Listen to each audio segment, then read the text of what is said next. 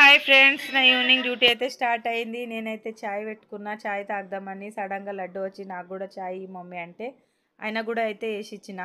తర్వాత నేనైతే కూరగాయలు అయితే కట్ చేసుకుంటున్నా. తోటకూర మళ్ళా కాకరకాయ అయితే కట్ చేసుకుంటున్నా.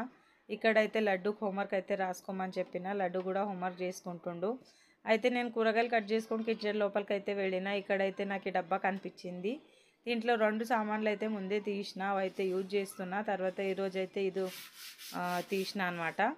ఇక్కడైతే ఒక సైడు కాకరకాయ ఫ్రై అయితే చేస్తున్నా.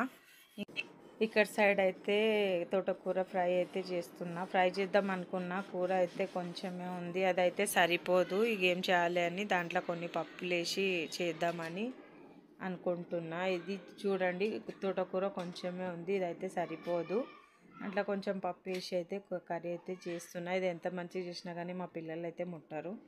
నేను మా ఆయననే తినాలి. వాళ్ళు ఈ పెరుగు అది ఇది ఏమైనా వేసుకొని తింటారు, కానీ ఈ కర్రీ అయితే అస్సలు ముట్టారు అనమాట. నేను మా ఆయన అయితే తింటాము. సడన్గా మా ఆయన మధ్యలో వచ్చి చాయ్ పెట్టి అంటే పెట్టించిన. చాయ్ తాగిన కొద్దిసేపు అయినాక ఇక అందరు కలిసి తిన్నాం అనమాట.